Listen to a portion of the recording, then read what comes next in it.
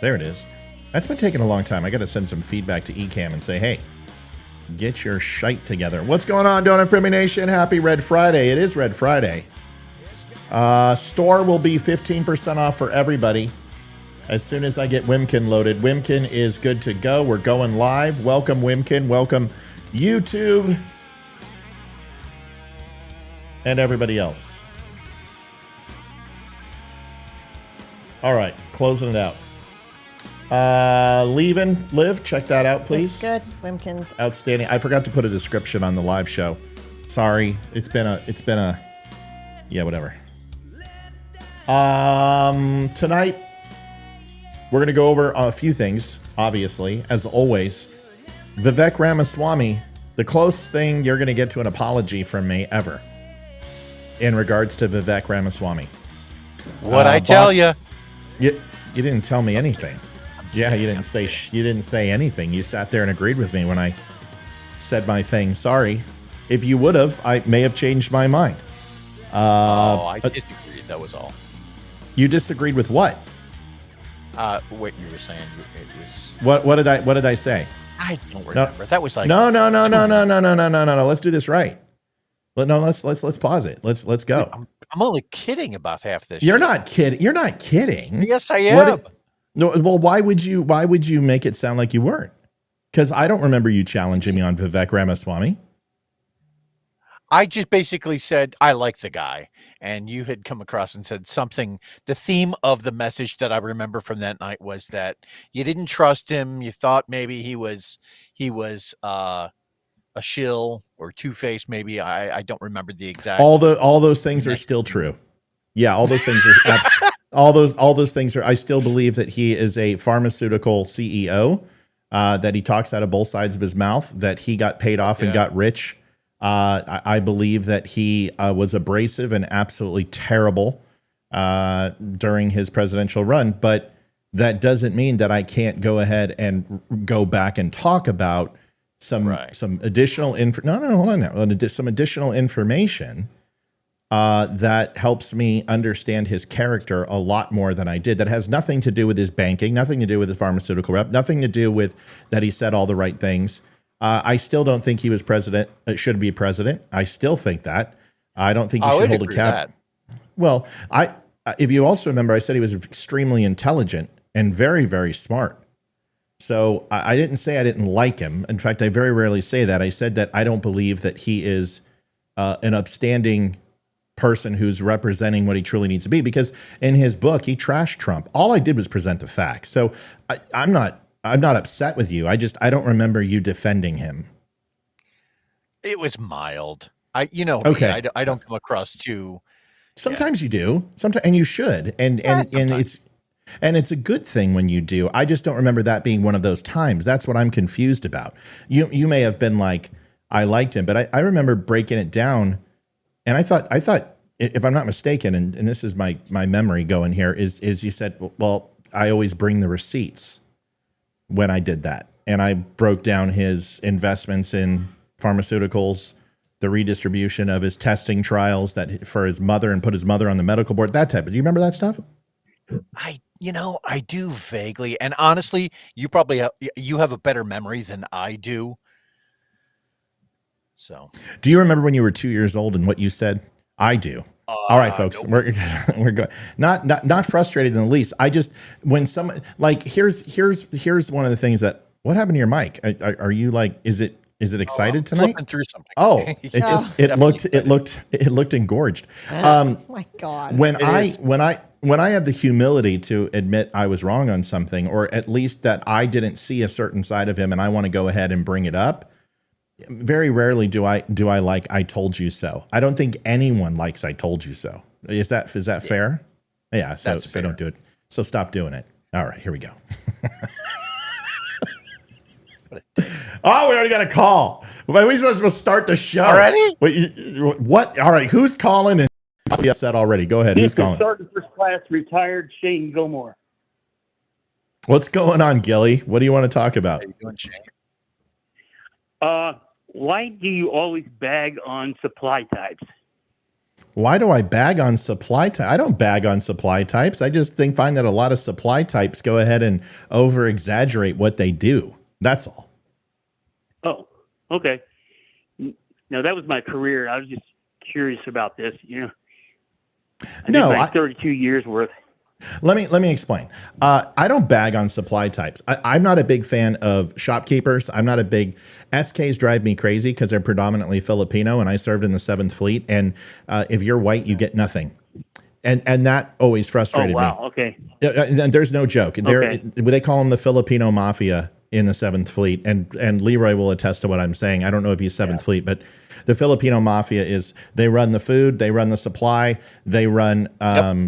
Pretty much hair cutting, the PX, everything, and it's a mob. And in order, like, if you want to get something, you got to get on a list and basically give your firstborn. But a Filipino guy will come in and he'll say, "I'll be like, hey, do you guys have any of those? I need a command cap. We've got muster. We did not have any command caps. I'm sorry." And then literally, I walk out, another guy walks in, and he's Filipino. He's like, "I need a command cap." He's like, "Oh, how many sizes do you want? What color?" So, but supply guys, I have no disrespect towards supply guys, man. I just think that there are times when, you know what I'm talking about, guys come on and they're kind of chopping up Valor a little bit and talking about some of the things that they've seen. And you and I both know as supply, unless you're in an FOB, you're probably not seeing much action. That's why. Right. But my last assignment, not to brag too much, but Sure. It was a joint operation. It was our commander was a 1-star Green Beret, and the senior enlisted was Command Master Chief from the Navy SEALs. Outstanding. So yeah. So like I said, it's legit. not. I don't believe that all supply. Listen, I am a support guy.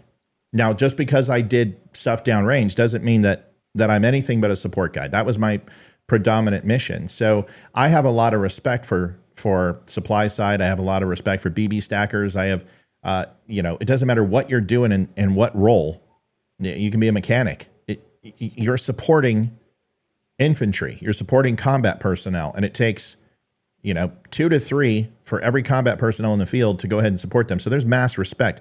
What I don't like is people like Majewski from Ohio who say that he's ready to join J6 and fight like he did in Afghanistan, when the guy literally flew over the southernmost or the northernmost corner of Afghanistan, or was in Qatar in a forward operating base with air conditioning while people are getting blown up and hunting in caves and hunting in 107-degree weather. I don't find that to be okay. So I will usually call out their MOS to kind of poke fun a little bit and also tell them, hey, you know what? I know what you did and I know what your job is, and it wasn't what you're saying it is. That's all. Yeah, I was just curious. I mean, we joke back and forth. You've joked with me a few times. I know. Usually, this is my first time to call in, though. I know. I'm glad you called in. Had to harass Larry a little bit. Had to harass Leroy. Well, the thing is this, real quick, and then I'll let you harass Leroy. Is if somebody comes in and goes, Navy guys are gay, I'm probably going to go ahead and pick on your supply. If you come in here and you start talking trash about the Navy, I'm going to hit you lower than you hit me, man. So anything that I say, anything I say after you slap back. I slap you back even harder. That's just what I do. I've always been that way.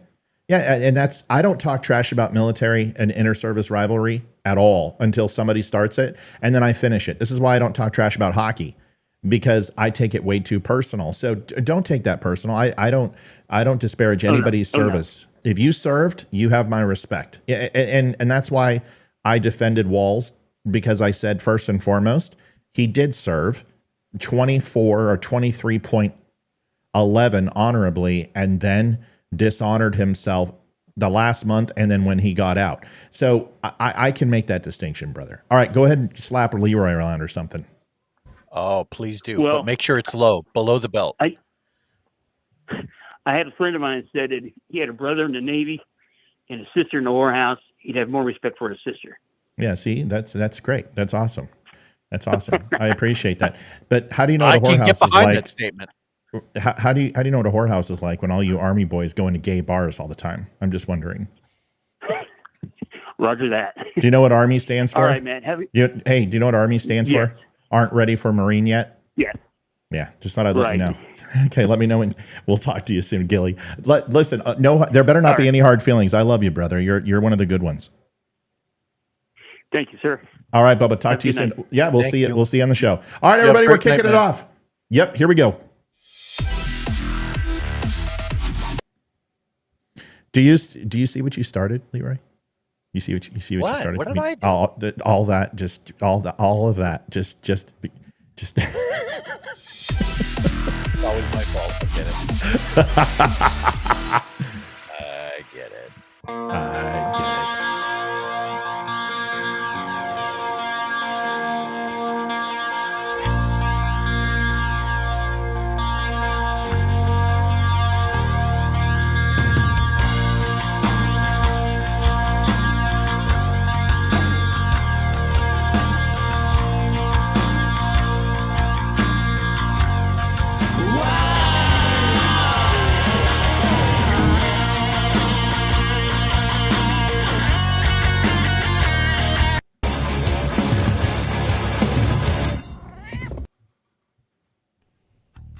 Howdy, y'all. This is Damani Felder. These are perilous times in American history, and now more than ever, we need individuals who are willing to wage war on the ideological battlefield with like-minded individuals. And I can think of no better place to start than my friends at the Don't Unfriend Me show. So thank you for being here, and enjoy the show. Next Friday, Damani will be on 7 o'clock. Damani in the house.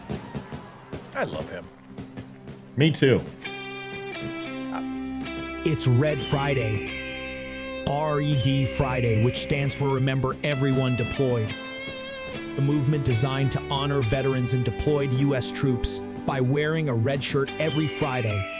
As simple as that may be, Red Friday is a great way to back those who serve our country. Go to dumbshow.com and search for Red Friday to get your red on.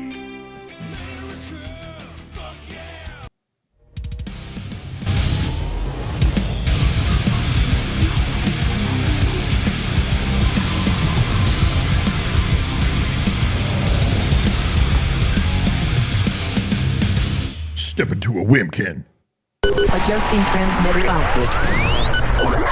This is the Don't Unfriend Me show with your hosts, Matt, Leroy, Amy, and Olivia. Geopolitics, military analysis, and election coverage. Coming to you live on all major social media channels at The DUM Show. Honest, direct, unfiltered. We can agree, we can disagree. Just don't unfriend me. So let me tell you a story about the military, about this piece of crap supply guy in the Army that I once knew. They are horrible. I hate supply people. Let me tell you why. Absolutely not. But I just wanted to be honest about SKs because you know what I'm talking about, dude. SKs they're the worst. The Filipino mafia is the worst. And I have a lot of Filipino friends, and it's not negative when I say it. They've listen, when they can't get clearances and they can only do a certain amount of jobs, and most Filipino people can't pass the background check that is required for SSI and other high-profile jobs. So they do 51 and under ASVAB jobs, and which is cook and shopkeeper and all that type of stuff. So it unfortunately is just the case. So they got to do whatever they can do. Did we get a package? We got a package? Let me see. If not, it's probably just mail. No, is there a package? Wrap. Is there a package, son? I don't think so. What's that? Take that. Nope, go ahead and throw that out there. All right, well, we're waiting for our wristbands. So everyone else has gotten theirs. I haven't gotten mine. So it's funny that you were talking about the Filipinos earlier. The senior chief or master chief on my ship was a Filipino, and it was that exact stereotype that you're describing. They run everything. It's not a the way I look at it is it's not a stereotype if it's true, right?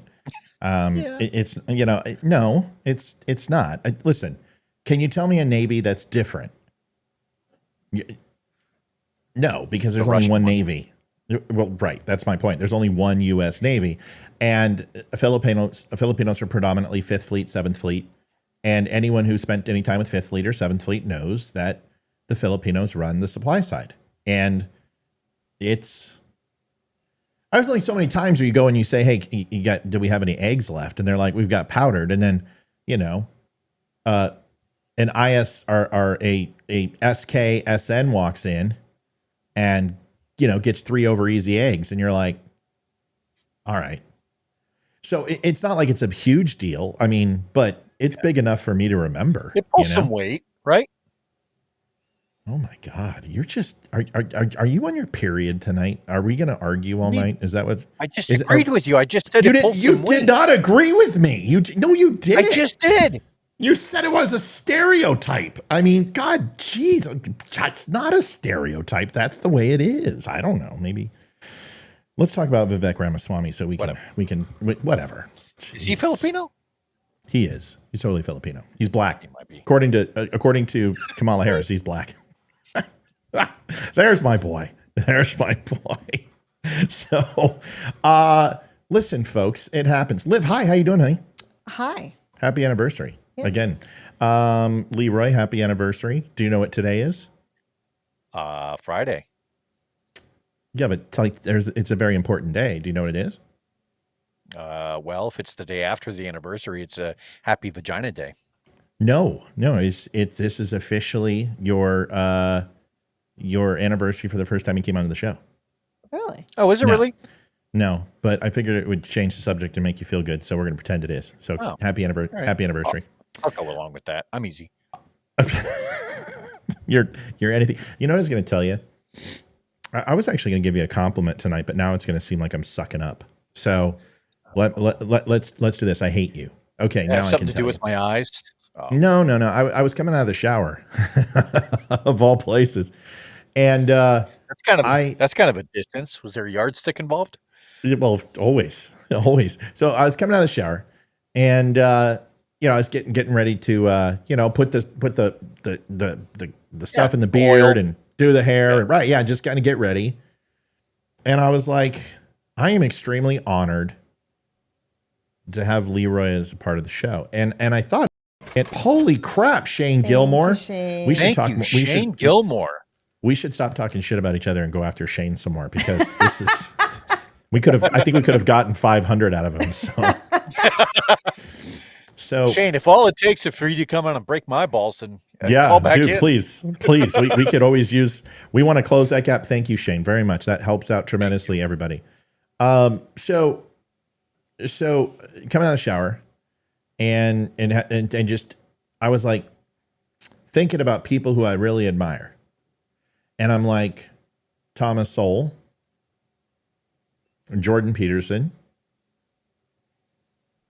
I look, and surprisingly enough, Tim Rubin. At this point, or Dave Rubin. I know. I knew a Tim Rubin. Dave Rubin is someone who I admire, because I believe he breaks the mold of switching values and actually living to them. And I don't believe there's a lot of people. So admitting I'm wrong sometimes is a good thing. Of course, I'm a big fan of our founding fathers. True. And generally, I was like, Leroy's the same way. And I started thinking about the people you quote and the people that you've talked about, and I'm like, yep, Leroy watches me. I do. And I was like, inappropriately sometimes. Yeah, that's true. And I was like, that's an honor, dude. You know what I mean? I mean, that truly is like, and I'm like, I'm so like fortunate to have you on here. And I'm not sucking up. I was going to start the show this way, but you had to open your mouth about Vivek and me being wrong and rub it in and stuff. But I was going to say that. And I was just going to be like, dude, I'm so lucky to have someone of your intelligence and your overall presence. Thank you. And I appreciate having you on the show. That's what I was going to say. But you had to be a dick. You'd be a dick. And I truly do appreciate that, and I am touched. And we break balls all the time with each other. Yeah. That's the fun part of this. But the more serious parts, yeah, that's what we're going to do. Especially two dudes that came from the Navy. You Yeah. know, never even met, but because we have that same mentality cooking, a Secret lot of the same environment lovers. that kind of helped shape how our humor developed anyway. But that's the more fun part of this relationship, right? The more Yeah. serious part definitely goes back to Thomas Sowell, Jordan Peterson, the founding fathers, you know, the people that you read. I was just talking about Rob Smith with someone.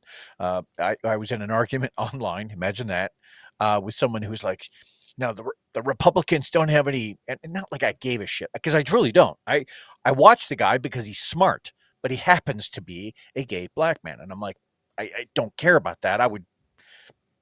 He is brilliant. That's the thing. And that's why I watch him. And so somebody had mentioned that. I was like, do you even know who Rob Smith is? And they didn't. And that ended that argument. Well, it was a thought, and it was a fleeting thought. It left as quickly as it came. Yeah, I barely held on to it for more than like 30 seconds, and then I let it go. But I just chopped liver over here. Nothing nice to say about me. Yeah, I have something nice to say, but I was going to say it. Matt, show us your back. I still say Olivia looks like a Mexican version of Monica Potter, who is one of the most beautiful people I've ever seen. Sandra Bullock, dude. No, Sandra Bullock. I don't see Monica Sandra. Potter. Who's Monica Potter? He's been saying this for like 2.5, 3 years, and I disagree. You do not look like Monica Potter. You absolutely Monica Potter do. is. She's an actress. She's been in several TV series. You know who she is, honey. The moment I pull her up. Along Came a Spider. It's not that she's not pretty, but she does not look like my wife. I'm just saying. I feel like opinion. The third wheel tonight. What is wrong with you? What are you talking about? Everyone's talking about your bromance, and I'm the third wheel. Whatever. Come on. There's Monica. Okay, I know who she is. Yeah, you don't look like Monica. Potter. Okay. I think she does. Thank you, that's Leroy. fine. Jeez, let's give Liv some attention. What the hell's wrong with the host tonight? You know, if you guys want to what can I do for you? Is everybody okay? Liv, what type of attention do you need more than what you got last night? And Olivia, not only do you look beautiful, you look intellectual. You're radiating. You're a spiritual dynamo of epic proportion. What do you want from me? Sage. You're not funny. You're just like Leroy. You're not funny. You need to work on your funny tonight. Do you guys need to go work on this when I'm not here? And I'll pause the show for like 10 minutes and you guys come on back. Work on your funny. Okay. So here's what we're gonna do tonight. I did a 14-minute video. And I don't know if I should play it because if I play it here live, I will not just post it. I'm having a struggle, right? I love my recorded shows. I love doing them, but long form video doesn't do it anymore. People want quick hits or they want live. Yeah. They want it long for 2 hours or they just can't sit through it. So I haven't even done a recorded video in over a week. And so I think I'm going to do it more spontaneous. Pull out the phone and, keep the live show where it's at. And what I'm going to do is I think I'm going to record 4 or 5 5-minute segments about the news throughout the day and then release that as one big show like Shapiro does. That's what Shapiro does. He breaks his show up into segments. And I think that's what I'm going to do. My back is fine. Thank you very much. It's been 25 years. Victoria says, I think Matt is the sensitive one. Victoria, you're going to say that no matter what, whether I am or not. So it doesn't really matter. See, that's the thing is you guys love when I get sensitive. So even if I'm not sensitive, you're going to take Olivia and Leroy's side because I'm the protagonist who is kind of like the character that you like, but you just sometimes he's the villain. I get it. I'm the shit talker. So when I show vulnerability, people get all freaking gang up on Matt. That's fine. Yeah. I can take it. I'm here for you. I get all misty-eyed when you get sensitive. Yeah, I can take that. So I'm here for you. Yeah, Victoria, I'm here for you. Just put $10 in the tip jar, please, and you can say whatever you want. Amy says that she thinks that I'm sensitive. Who said that? Really? Amy. You get sensitive sometimes. No. You get sensitive sometimes. Yeah. Do I? But it's okay. Yes. See, do I? Do I really? No, you get I'm kidding. No, what it is like you have a dry sense of humor and I have a dry sense of humor. And when I am trying to engage with you to do something funny, sometimes it turns into bad. Like tonight with Vivek. I wasn't really serious, and then and I thought you and I would get into some banter and joke around, and that's what happens. But no, I don't think you're sensitive. I am think, not you know what? 100%. That's the thing. I think you're today. What's going on? Oh, I had to back? get a second. Well, I had x-rays from my back, my hips, and my knees. And then I also got my second shingles shot. And oh my God. So my You're arm that feels old? like damn cement. Oh yeah. Did you just I'm hear fucking her? ancient. How can you you guys are listen, can we stop? I was going to do the joy episode tonight, but my Lord, you guys let's go at it. Let's just start tearing each other apart. Everyone else in the whole, Democrats are going after Democrats, Republicans are going after Republicans. We might as well join forces. Hell yeah. Can I show this? Listen, I haven't done this in a while. Can I show this video? Cause I want to get your holy moly. Thank you, Violet. See, Thank you, Violet. See, Victoria, instead of talking trash, see? Did you see what's happening in Germany right now? I'm watching you. What, are they killing more Jews? No, there was a mass stabbing at a festival. What's new? Yeah, but there's no mass violence in Europe. That can't happen. It's impossible. They've banned weapons. What do you mean? How is that possible? It's so sad, dude. And like these mass stabbings are happening all the time. It's like it's happening everywhere. It's happening in Canada. It's happening in Europe. It's crazy. So you know what stops a mass stabbing? A guy with a gun. I was in Molesworth when it was big news when it happened that psycho went through the streets of London with a machete, and the cops ended up plugging the guy. Do you remember that? You were there. You were there when my mother-in-law was there. Really? She was in France. Oh, same thing. Yeah, she was at Notre Dame when the dude with the hammer started hitting people. She was there that time. Okay, so how many people are hurt? I was making a joke. It looks like 3 confirmed dead, 4 seriously injured as of right now, and it was at a festival of diversity. Is what it was. Of course, it was. There's nothing more hateful than a festival of diversity. Listen, this is for the panel. It's like 12-minute video. I just recorded it. Talked about Hayden and a conversation we had this morning that was really cool. And it's kind of like my opinion on the DNC and recapping the week. Is something we want to participate in, or should we just move and do something else? No, I say we move and do something else. Oh, we've got a controversy. Well, now we've got. Let's arm wrestle for it. Let me do this. Let me just play the segment with Hayden. Is that okay? Yes. That's like 2 minutes. Okay. Split the difference. Since my own wife doesn't want to watch this. God, just everybody. God, your daughter looks just like you. Grumpy. Yeah, I know. All right. There's always a slogan. And when I hear that people come on and go, that my daughter has grown up to be life, liberty, and the pursuit of happy place. All right, take a listen. But this one did. And my daughter looked at me and she said, oh, hold on, I got it. How can the Democrats all of a sudden and said, Father, my life and liberty are guaranteed to all. The pursuit of happiness is not guaranteed. And my daughter said it best. And I always love it when people come on and go, my 4-year-old was sitting at the table with me, and they looked up all of a sudden and said, Father, I'm pontificating the... Dude, Amy Bardot has got some... Listen, people, I'm going to start booting people if the attitudes keep up. All right? Seriously, everyone just take a freaking chill pill. Usually it's... What did you guys do? Eat a Matt sandwich this morning? Everybody's in a bad mood. Holy God. All right, here we go. Demise of the moral code and the fabric of society. And Father, what do we do? And this conversation never took place. But this one did. And my daughter looked at me and she said, how can the Democrats sell joy?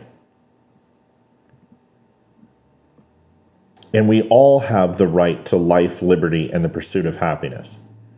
And once again, I felt joy that my daughter has grown up to be a smart and strong young lady, unbeknownst to her father's ability to try to turn her into a boy, she says. She got me a coffee mug that said, I want to thank my father for treating me like the son he never had. I have a son. And when I started to think about it after she left and I gave her a hug and I watched her go to school, I truly felt joy. So I started to think, with my work in the government, work in the military, through voting, working as an independent contractor for the government, and my... Amy Bordeaux is like, WTF. Amy, you've been talking about it for 12 minutes, so play it. That's what I'm talking about. She's like, what did I do? Interactions with the government through FEC or through government agencies and bodies doing fundraising for Comcast or political action committees or working in the governor's office or working with state legislators, whatever it be in my life, the government has never brought me joy. Not once. I may get a paycheck or I may do something in the military that pushed me past my limits, but that was me. That wasn't the government doing it. So when I hear Democrats say joy is on the ticket, when we all know it's not joy, it's abortion, and to expand the government and expand the Supreme Court seats and hold on to power. We know what it's about. I went and I looked over at the Republican Party and I said, okay, what's the message of the GOP? And they're not selling joy. They're not selling hope. They're not selling change. The thing that the Republicans are saying is that they're not going to take your joy away from you. And to me, it's profound because that is completely the literal definition of the GOP versus liberals in the DNC. Is they are promising hope and change and joy for every American, which is equality in their eyes, but truly it's based on equity, socialism. Everyone has equal portions of nothing or equal portions of something. We all get to the same result. And once again, my daughter blew me away. And she goes, I want you to imagine a fence. And you've got a 5-foot person with a 5-foot fence, a 4-foot person with a 5-foot fence, and a 3-foot person with a 5-foot fence. Equality is going ahead and taking a 2-foot box for the 3-foot person and a 1-foot box for the 4-foot person to create a 5-foot fence with 5-foot people looking over. That's what equality is. The opportunity. And she goes, equity. I'm not kidding. This is my kid. She goes, equity is once they see over the fence that they all see the same thing, that they all want the same thing, that they all will have the same reaction to it. That's equity. And in order to have equity, you must control people's potential, control their thoughts, control their ideals. And I had never really looked at it that way. And I'm like, where did you find that? Because you didn't come up with that on your own. She's like, well, I saw the first part on the meme with the fences, but it just kind of came to me when I talked about looking over the fence and it sounded good. And I'm like, it was excellent. I'm blessed to have 2 children who are very interested in politics. And although my daughter doesn't want to get involved. So I'd seen the fence thing and I'm listening to it like she created it. And the honesty, she's like, no, I didn't create it, but I did do the equity thing. And the equity thing is what really blew me away. The fence one I had heard, but the equity is true, is that once you look over the fence, that everyone is going to experience the same thing is equity. And that's not true. People will see. Thank you so much. Matt's Midall, kisses from vagina. That's got to be Kevin. There's only one giant vagina that I know. No, it was somebody different, but that's what the message was. So Oh, that's what I put who up. was the person? Ernest Lewis. Oh, it's Lee. Oh, okay. Well, thanks for coming, Lee. Appreciate you, buddy. Appreciate the tip. You can say whatever you want about me as long as you tip. It's all good. So that's the thing that kind of blew me away is I hadn't heard equity put in such a way that from a visual standpoint can help people understand is that there's no such thing as equity. There's no such thing as equal outcome. Everyone has a different perception of what success looks like, what failure looks like, everything else. It's interesting. Any thoughts on that? Yes. At the beginning of the podcast, you had mentioned that some of the people that you and I both watch are people like Jordan Peterson.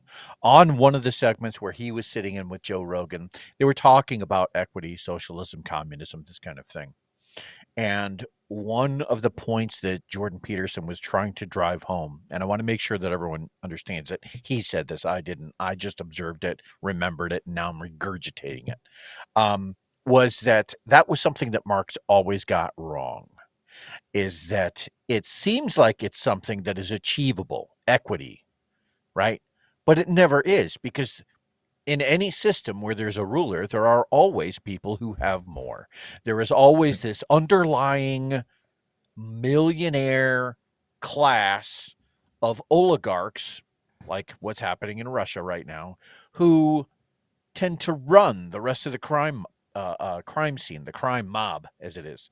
So, as idealistic and as great as it sounds, it has never been achieved, and it's not achievable. Mm-hmm. So, I just wanted to add that.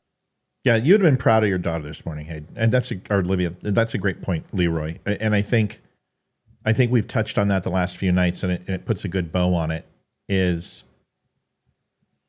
we'll talk about this further because we're going to talk about the Krassenstein brothers and something that they had said, which I thought was important to put on the show. You would have been proud of her this morning, sitting down having breakfast. She was up 25 minutes before her bus, and she was just full of energy and reflecting and watched the news with me. And there was a moment where we both got very emotional because there was a child, 12 years old, who was raped by illegal immigrants from Venezuela and killed. And we, of course, she heard it. Is this a different 12-year-old girl from that Jocelyn one a couple months ago? This is, I believe it's another, if I'm not mistaken. And that was interesting just to see. She's old enough. Usually we turn it off or mute it or whatever, but she's taking this stuff in, and she's becoming a conservative, like, by the moment, even though she's very much socially liberal. But so are her mom and dad. But she's very much not a Democrat at all. And anyway, so let's start off with this. Liv, did you have anything you wanted to add on that or no? No, I mean, we had a conversation about this the other day in the car on the way home from something. I don't know. Maybe it was her orientation on Monday. I don't know, but she was telling me the same thing. Yeah. There's two things I want to talk about Vivek Ramaswamy. Olivia calls him baklava shashwarmi. And I think you can separate a person's business profile, their political profile, and their personal profile. I never question him as a father, never question him as a husband, never question him as a person to sit down and have beer with, because I don't know him and I can't do that. But I can check his business records and I can check his political disposition. And Vivek most assuredly was a screaming, raging liberal 2 years ago and wrote horrible things about Donald Trump and had some people were like, oh, I trust him and I hate Nikki Haley. Nikki Haley's a rhino and she's rich. I'm like, he's a CEO of a pharmaceutical company. Are you guys kidding me? Right. So I politically, just like Tulsi Gabbard, I think Tulsi Gabbard's hot and smart and amazing personally, but politically she's effed up as Hogan's goat. So I was very hard on Vivek, and I did say some good things about him. I said he's extremely smart. He is an excellent orator and communicator. I thought he was a bully in the debates and was trying to be Trump 2.0. And I thought it was a little disingenuous, but I did say that I was very, very impressed with his intelligence, and that doesn't change. But there's two. Yeah, I guess Trump and Kennedy are on stage together in Arizona right now. great, cool. Just want to let you That's know. wonderful. Good. Yeah, I appreciate it, but I'm not going to break for that. People can go watch it if they want to. Obviously, numbers are down a little bit on a Friday for us. Let them watch it. Yeah, we're going to talk about Kennedy. We're going to talk about Trump, but I want to stay in our segment. Got it. So, Vivek, there's two videos I want to watch. One is an incredible exchange with Van Jones, who I like Van Jones. I as a person, I think he's well put together, handsome, black man, super intelligent, sees the forest through the trees, has TDS though, and is lib completely. But I still like him. I don't have any problem with Van Jones.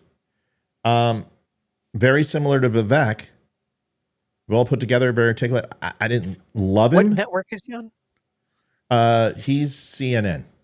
CNN. When he fills in, he just fills in. He's been on MSNBC. He's a commentator. He used to work for the White House, and he said some stuff about 9/11 and it got him removed. Of course, he says it was out of context, which a lot can be. Scott says he's 22-8 with the DUM polo. Well, I have an Under Armour DUM polo coming, and that is going to be a good one too. So let's watch these two videos. One of them is an exemplary patience, and the next one is exemplary affability and humility. And these two videos are enough for me to stop and say, I was very hard on Vivek when he was running for president, and I think he's in his element now. He's running, I think, honestly, press secretary would be an amazing role for Vivek. He is very, very good at spin, and he's very, very good in the room. And I think he would be outstanding as communications director, at least. But here are the two videos. Tell me what you think. These are fantastic. I know. I'm just telling you, I think you may have a difference of opinion. The first one is a kid who vote for merit and free speech. Honestly, and I want to punch in the face as hard as I can through the TV screen. I know all about Van Jones. I'm not saying Van Jones is my hero. I think I can separate politics and a person's worth. And he's very well put together. I respect that. Anyway, listen to Vivek as he tries to have a conversation with somebody and watch the patience. It's incredible. Vote for merit and free speech. And you know what? The values this country was founded on. The reality is, vote for whoever you think is going to better do that. So you figure out who that is, and who's going to revive national pride and keep us out of World War III. Figure out who you think is going to be the best person to do that. And whoever that is, that's going to be the right vote for the country. You are telling young people that we do not have the right to vote. You are a scrum coming out here and telling the folks that we can't vote. You offered to debate us a couple of years ago. I think the only thing that was and I am deeply disappointed in you. And for you to say that we should have a poll test just like a literacy test is disgusting. I'll address yours, but then you're going to let me have this conversation. Okay, you say I don't have the right to vote. Young people are powerful. Absolutely. And we're going to show you November 5th. Absolutely, you have the right to vote. And I encourage everybody here to vote. So what I want to, the only thing that I ask for is they came on the stage and stomped their feet rather than having a conversation. Okay, and the thing I would love is to have an open debate. So you want to come out and do it? You want to come out and have a discussion? Discrimination. I think he was a part of the generation of soft parenting with the new parenting style of never tell your kids no. I think he was part of that generation because I would have punched him in the frickin' face. What an idiot. I would have absolutely. No manners. I would have given him a warning. You keep getting closer to me. You're invading my personal space. I can feel spittle in your breath. That's assault. If you continue, I'm going to knock you out. I wouldn't have had the patience. I don't have the patience for that. That's one of the reasons I admire Leroy so much. Having an autistic child, I guarantee there were times when tempers were hot and uncontrollable times, and you had as a father had to use discretion. And I'm going to talk about that with Walls, because Walls grabbed his kid on stage, and you'll probably have you'll have a better understanding than anyone what that meant and why he did that. Because I'm going to let you tell it, and I'm going to let you give your thoughts on that, because I think you're the best person on the panel to talk about it, and I'll show the video. But that, to me, that's the real deal. If you can sit there and continue a conversation and use the same even-keeled tone, it's pretty impressive, right? I mean, that it's the second video that really makes that even more impressive, but that's impressive. Go ahead, Leroy. So that kid, who was just mouthing off, to Olivia's point, that is the type of person that was literally given the trophy at every event. Didn't matter what it was or how. That's Van Jones for you.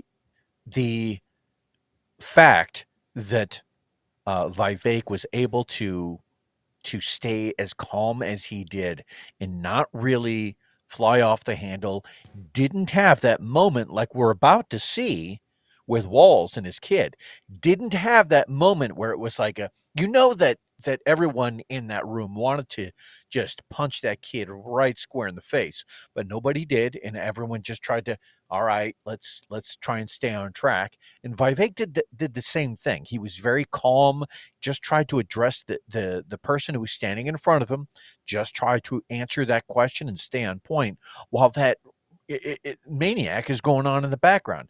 Something else, and I just want to make sure this is really, really clear. The left loves to tell us at every speech that we've seen with Charlie Kirk, Ben Shapiro, all of those, the Turning Point USA events, they love to tell us that speech is violence. Speech is violence. I've heard a lot of professors even say that when they're trying to address people like Charlie Kirk or Ben Shapiro. If speech is violence, then what was that? What did we just see? Right. Because measured by those same metrics, then that was a full-on drive-by. Right. Can we send him to jail? Right. I don't know. Yeah, well, it certainly sounded like hate speech to me. If that was my kid, I would have gone up to him. Yeah. I would have grabbed his ear, pulled him to the side, yelled at him in front of everyone, and then made him go apologize in front of everyone. Freaking these kids have absolutely no respect these days, and it pisses me off. Yeah, Amy says, could it be staged? And I'm like, you know what? That's a really good point. Because at first when I saw it, it felt that way until I saw this video. A few months back, Van Jones and Vivek, in not so many terms, told each other, and this is exactly what they said, to F off. To literally F off to the other. And Van said some things that got Vivek, it's Vivek, I'm sorry, not Vivek. Vivek threatened, and his family death threats based at the same time that Van was. Now, he's not saying that because Van Jones said this, that death threats, it was the same week. So therefore it was a very raw moment for Vivek. And he saw him at the DNC and he wanted to confront him.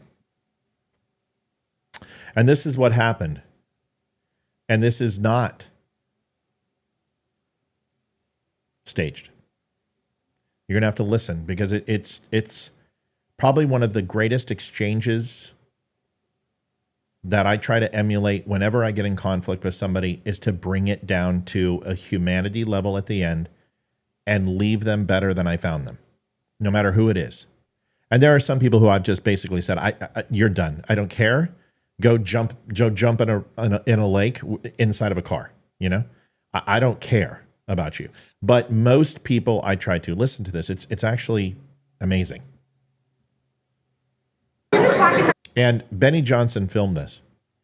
But trust me when I say this, Van Jones is not going to play a role for Vivek Ramaswamy or Benny Johnson.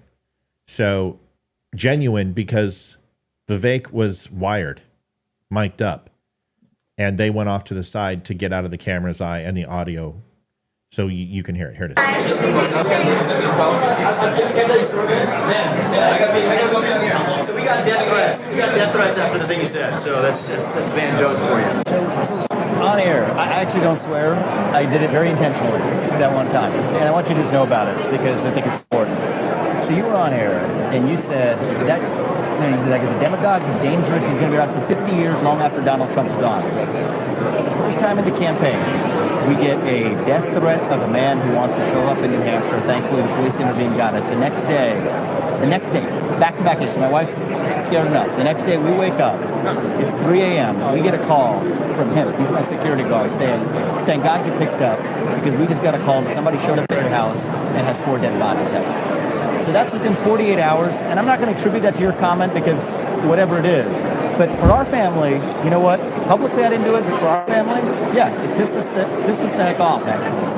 And so the reality is, I don't try to engage in rhetoric that gets other people in danger of bodily harm, but I do think that if somebody's going to, even if you didn't intend to provoke that kind of ire on my family, yeah, in that week it landed with me. Now, at the same time, am I going to... Test. Do I want to set a good example for people in this country of what discourse looks like? I do. And in the heat of a presidential campaign, and I've been open about it since I left the campaign as well, my competitive spirits, sometimes stop us from being able to have the level of discourse we want. And I think you were wrongfully pushed out of the White House for your comments around 9/11, way back when as well. They were misconstrued, exactly. So what I will tell you is this. Yep. So I just wanted you to know that backdrop. That's my personal song. Don't give it to anybody else. I will call you in a couple of days and I'll apologize to you. Okay, well, we don't need to do any of this on air. So I want to get thoughts from people. I mean, first of all, to see Van Jones take that level of, it's not abuse, but it's a spoonful of reality, and it's a bitter pill to swallow. And I have to commend, I'm just going to take Van Jones' part, and I want to hear what you guys think about Vivek.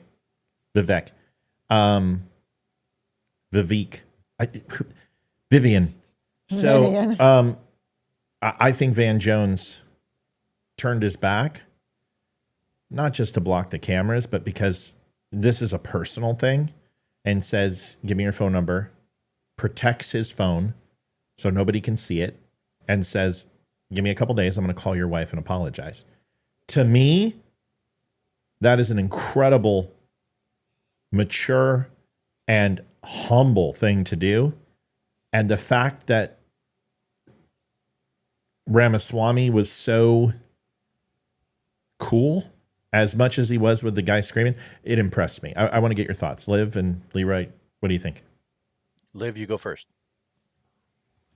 Well, yeah, I mean, he's got the patience of a saint, and good for him. I think the exchange with Van Jones was real, but I still think he's a smooth talker, and I still don't like him. And I still think he's absolutely fake as all hell. And I think he is one face in the public eye and he is another in private and at his job. And I don't like him at all. And if it was on the ticket, I'd have a real hard time thinking, am I going to vote? I would never vote frickin' Harris, but I don't want him in office at all. I would vote against him in a frickin' New York minute if it meant it. That's how much I dislike him. Hell has no fury, like a woman scorned. Yeah, Baklava Shashwarmi needs to go back to Greece or wherever he's from. He's from India. I know, but his name's Baklava, and Baklava's from Greece, so there you go. It's actually originally stolen from Middle Russia and gypsies. Then he can go back to frickin' Russia and be right at home. It's not, well, okay. Anyway, Leroy? I like him. I will say this. We already got the comments on the first piece where the kid was yelling in the background and just trying to disrupt what should have been a normal interview. Oddly enough, his yelling is probably what brought more eyes to that video than anything else. Anyway, moving forward. So the exchange with Van Jones. In my opinion, a credit goes to both of them, right? Certainly to Vivek for approaching the matter in a certainly an emotional, but not overly emotional way.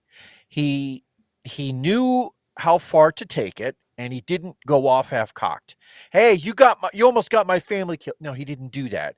He approached it in a measured way and basically said, "Hey, look," and he wasn't a wuss about it, but he was just aggressive enough, if you get my meaning. He got in the guy's face a little bit, and he was like, "Hey, look, I want to talk to you. I want to talk to you about how this whole thing transpired. Because of the comments that you made on your show, my family was literally in danger, and this is what happened. Oh, and by the way," and then he does this really clever thing where he takes that and then flips it back on Van Jones a little bit, as if to say, "Oh, comments can be turned around all the time, just like it happened to you on your show when you were addressing 9/11." Perfect. And so way that's of, a way. That's a way to exactly. He ropes him into it, and it's like he's grabbing him around the shoulder and bringing him into a circle. It's And called so taming the bull, is what that's called, and it's a tactic in argument. It's fantastic. Yes. Yeah. Yes. It's also called just self-contrition, right? It's taking a piece of yourself and showing alignment, that you acknowledge, align, and assure. I'm just taking your thought and expanding. It's called acknowledge, align, and assure. You acknowledge the person's problem, you align, and then you assure them that you understand, or that you can possibly understand based upon your assessment of a similar situation. It's a fantastic argument technique, and it de-escalates. I'm not saying I want him as president. I'm not saying I want him as vice president. I'm saying that he would make a great communications director because he has that polish. He very much reminds me of Ari Fleischer. Ari Fleischer, when he was younger, was exactly the same way. And that's what I'm saying. Do I want to hang out? Anybody that hangs out with Benny Johnson, I have to question. Because although Benny Johnson appears to be a certain way, we all know who he really is. And he pretends that he's this devout Christian who's family man, but really he's a plagiarist and a thief. And that's who Benny Johnson is. And he'll always be that way. If I'm going to say some negative things about somebody, when I see something that's positive, I'm going to show that too, because I think that's the right thing to do. And who would I be if I would have seen that and not said something? So that's why I brought it up. It doesn't make me love him. It just makes me go, well, here's some admirable things that I saw that I wasn't able to talk about 6 months ago. Thank you. Yeah, 6 months ago I wasn't able to talk about. Does that make sense? Yep. RFK.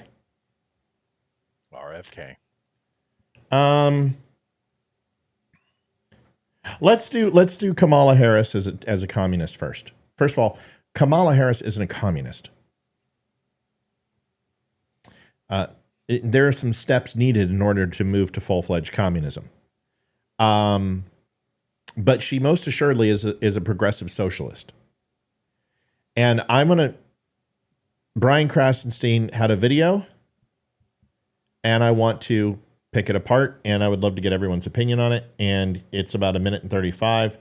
And I know Leroy's going to have some things to say, and hopefully Olivia will be saying something as well. Here it is. So, according to MAGA Republicans, Kamala Harris is communist, Marxist, or socialist. Those are the key words, right? But what these people don't realize, or maybe they do realize and they're just trying to misinform you. Newsflash, communists, Marxists, socialists are all the same thing. That's that Venn diagram. You can say, I'm a Marxist. Those overlap like a mother. I'm not a communist. I'm a Marxist-Leninist. Same thing. What? Same thing. I'm not a socialist. I'm a communist. What? Is that every Democrat that's ever run for office over the last several decades were called socialists, communists, or Marxists. Bill. Okay, so let's go through the list. Sure. What was Bill Clinton called when he was in office? Was it a Marxist or a socialist? I know all of them because I remember. So does anyone want to guess what they called? Did they call him a Marxist and a socialist, Bill Clinton? I was too young. I don't remember. Leroy? Not once. I don't think they did. You know what they called him? They called him a progressive or a moderate who had progressive tendencies. That's what they called Bill Clinton.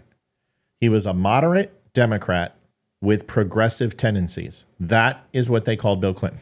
And guess what? He was a moderate Democrat with progressive tendencies. Okay? Great. Let's listen to what else he has to say. Clinton, Hillary Clinton, Joe Biden, Barack. Hillary Clinton. Did they call her a socialist and communist?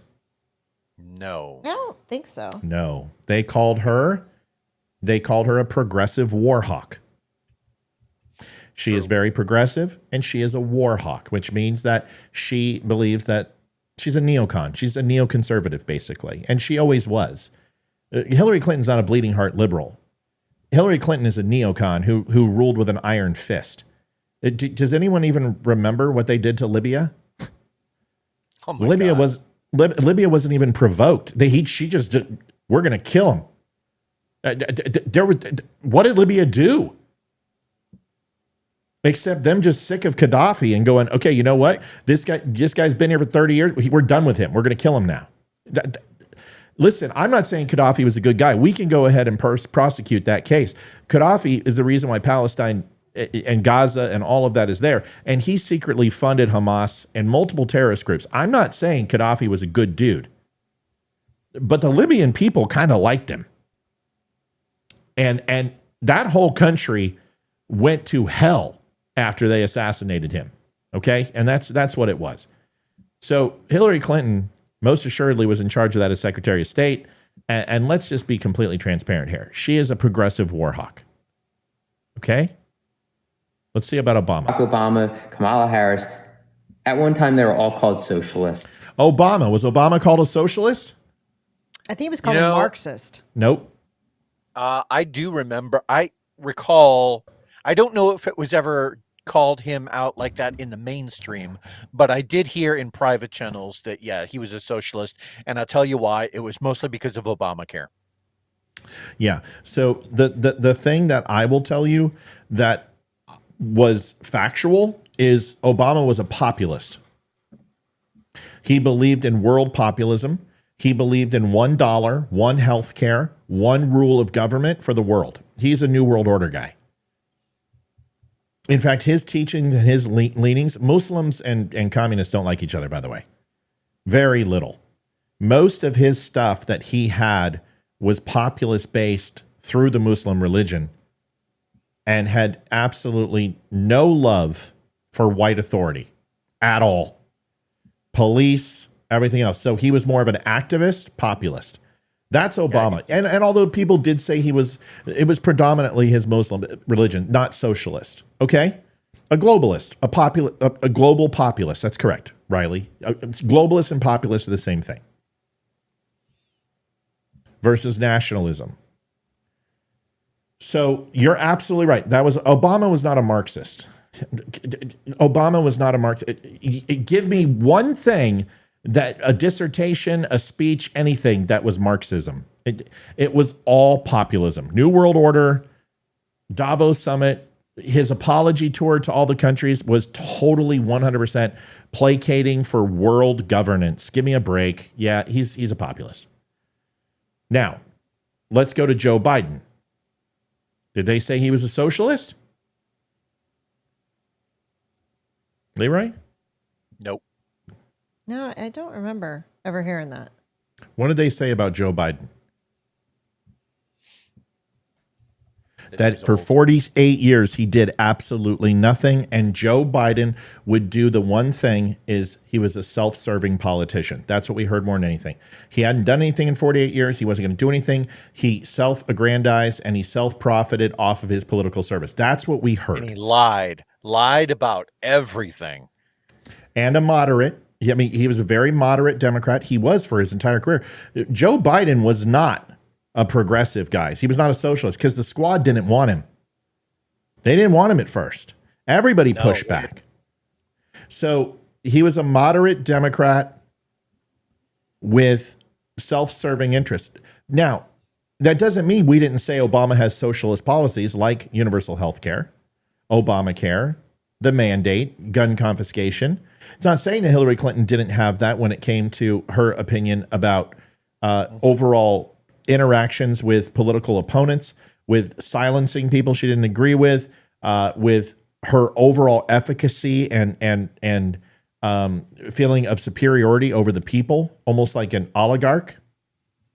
Nobody said that Bill Clinton didn't have anti-military sentiment, that wanted to de-escalate the military to create infrastructure at home, but not a socialist. Socialist policy, maybe, but that's very social policy and social programs are very different than socialist. Kamala Harris is the first. We called Bernie Sanders socialist. Remember that? Sanders, absolutely. Elizabeth Warren running for president, absolutely. That's who we called socialist. Not Obama, not Biden, not Bill, not Hillary. Bernie Sanders, Amy Klobuchar, Elizabeth Warren. These are the people that we hit for socialist beliefs. So when they say that we cry socialism, that's not true. But I will tell you what, every single president since Ronald Reagan has been a racist, homophobic, philanderer, woman abuser, xenophobic, racist, every single one of them. They made Bob Dole look like a philanderer, and the guy had a pen permanently stuck in his effing hand. So let's be honest. Here's the rest. Because that's the fear tactic that MAGA and the Republican Party wants to put in voters' minds. Now, next time somebody tells you that Kamala Harris is communist, Marxist, or socialist, ask them to define what socialism is. Ask them to define what communism is. Because I guarantee you, they're not going to be able to give you a reliable. All right, I'm ready. I'm ready. I'd love to have him on. Ray, you go ahead and define socialist, and I'll define communism. Oh, sure. Can I say something real quick? Yeah, Liv, go ahead. Hey, MAGA from Wimkin, if you want to watch the Trump rally, you're more than welcome to watch the Trump rally. You don't have to be on our live stream. But I will ban you if you call us names one more time. What is this guy saying? He called us fags because we are not watching the Trump rally right now. He's come in a couple of times and I said, why won't you watch the Trump rally? Go watch it. Listen, This is our show. You don't have to watch our show. Hey, MAGA guy, he sucked my dick. I'm not gay. I'm not a fag. He's a fag. Okay, so I don't know what you're talking about. Goodness me. So, Yeah, I understand Wimkin's a free speech platform and all, but MAGA, you don't have the right to come into MAGA, we know the CEO. Careful. We're stockholders.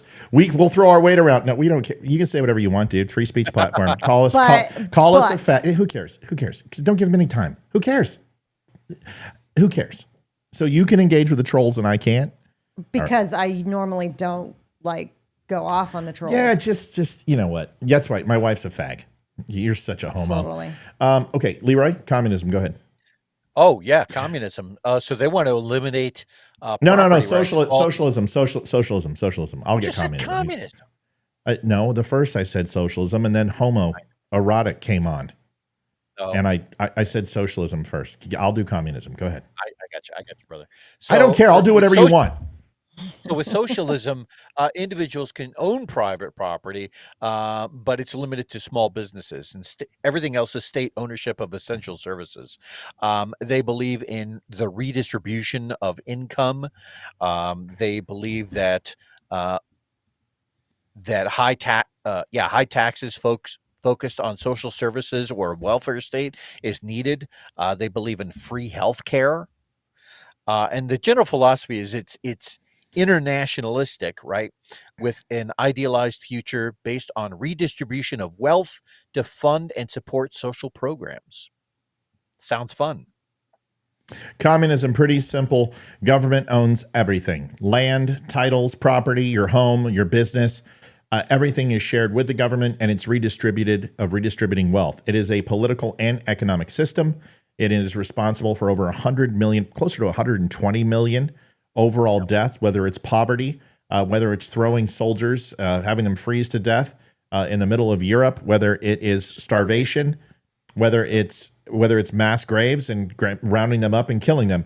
I can do that all the time. But here's the key, is the problem with Brian is that Brian wants to think of communism and socialism as the end game of communism, socialism, looking at communism and socialism from a Venezuela standpoint, from Laos, Vietnam, China, Russia, where it's the end result of the worst extreme of communism and socialism. That is nothing like Kamala Harris because she has not enacted these policies yet. Right. However, she is what I call a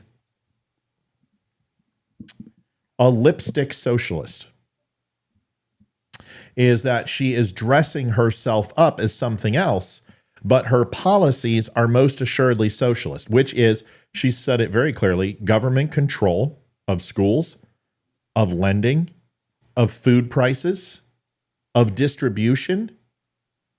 Her only policies that she put out, CNN said that her policies were communist socialist. Your own network, Brian, called her out for her policies being state-controlled, government-run, and expansion of government overseeing the private sector and business. You can't argue when it's right there in front of you, and even your own talking point channels who are giving you your talking points are contradicting what you're saying. Any questions on that? Good. Oh, and by the way, that's two people who could do it. Go ahead. Hold on. So something that he said in the very, very beginning is that this is something that the Republicans do, is that they fearmonger and they talk about all of this socialism and communism as a fear tactic so that they get, votes to go their way.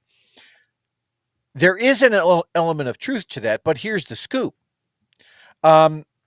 We're not telling people that you should be fearful of it. We're telling people that you need to fight for your liberties, because with socialism, with communism, you have no liberties.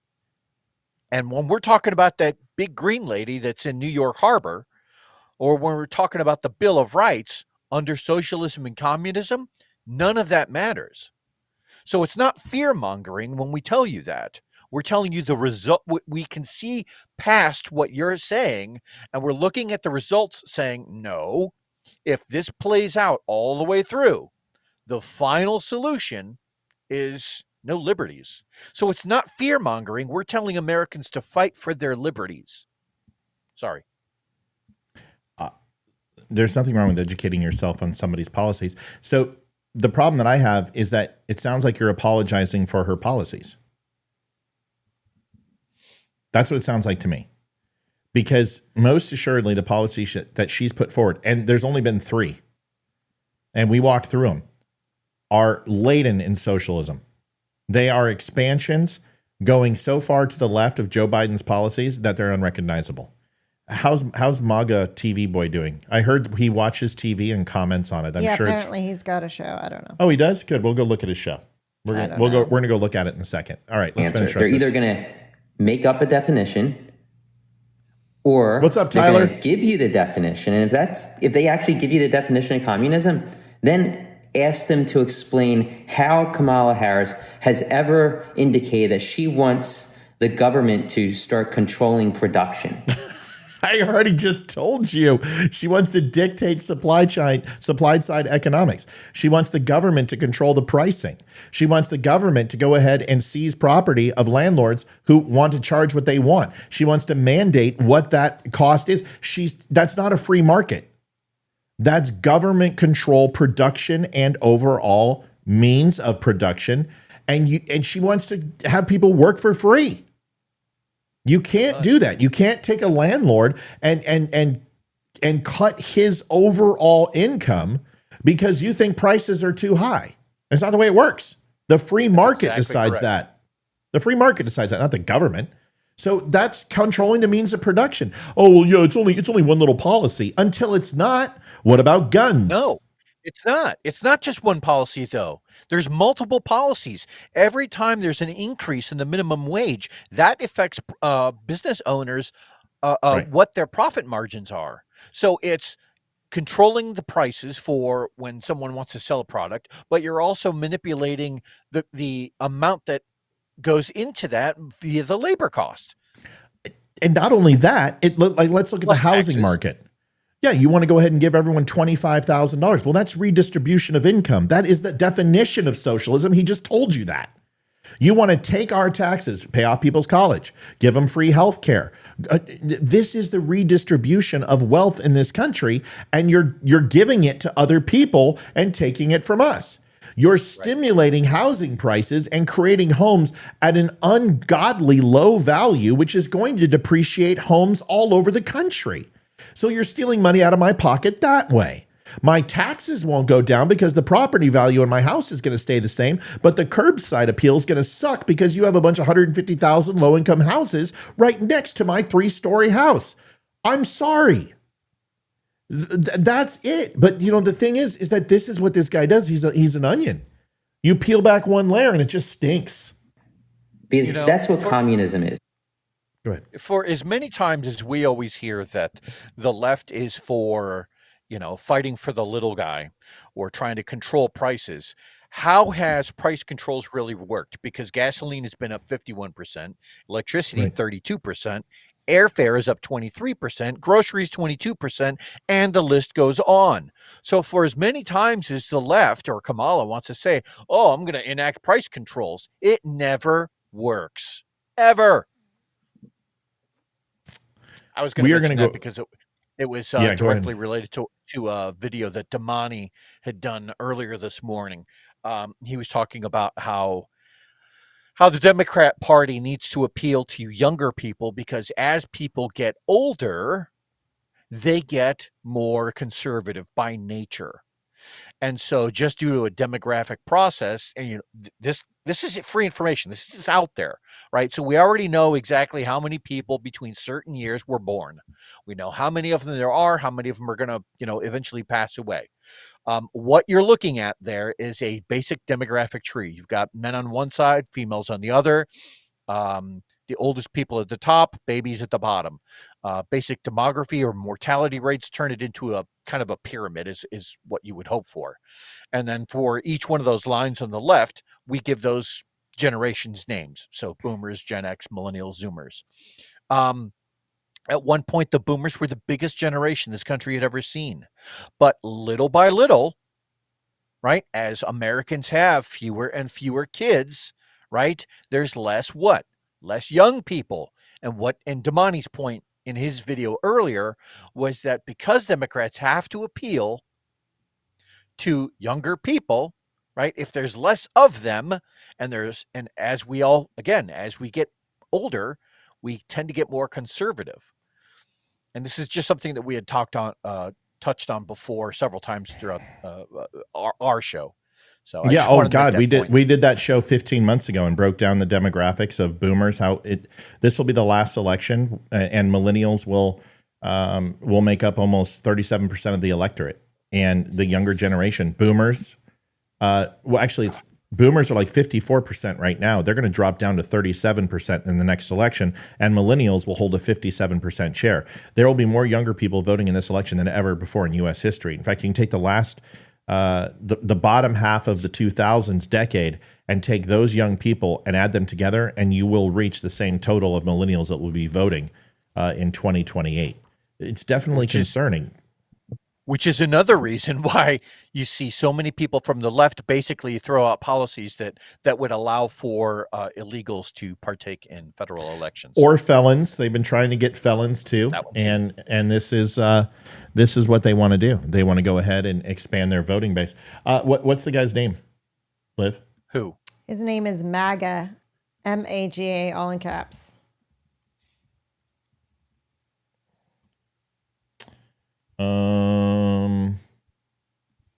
Said he's commenting on our page. Yeah, he was. Apparently he left.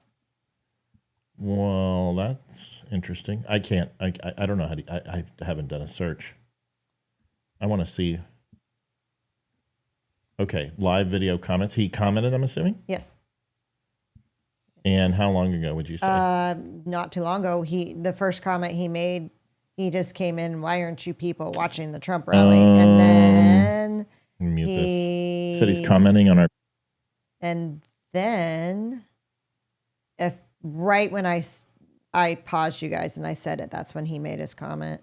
Okay, so I've got Dennis Isidore. There he is, MAGA. There. You guys should be watching our live streaming the Trump rally. I will never support or watch your faux conservative podcast, MAGA. Shut the fuck up and stream the Trump rally, you fags. Wow. You guys, let's watch. Let's see this douche. Oh, he's ex-Navy. Beehole hurts from from his boyfriend. Oh, he looks like a fucking BB stacker. He looks like a BB stacker. He looks like a boatswain's mate. There's hold on. He's got 2 viewers. He's really crushing it. Let's see. Where's his show? Apparently all he does is he streams live. He watches TV and comments on it. He doesn't have a camera up? I have no idea. God, how fat must he be? Wow. Low self-esteem, huh? Widescreen. Yeah, low self-esteem. So let's get a sample here. Is this one of his shows? It's so hard to tell. Here, let me go to one of his live feeds, see what he does. I mean, listen, I'm not here to hurt his feelings, and I don't think I can. But you call people fags. That's pretty stupid. Let's listen to him. Detention centers, and these are the toughest of them all. She wants to release them into our country. Just you? We have detention centers Yeah. for the toughest of them all. She says, we're going to release them. Now maybe they'll ask her tonight, oh no, I would never do that. She might change. She's changing and everything. But don't forget, if the election ever went haywire, if they can find a way to cheat enough and she wins, in quote, she wins. I said, hey, fatty, why aren't you on camera? Everything that you wouldn't dream of, including no fracking. She didn't discuss fracking last night. No fracking. Hold on a second.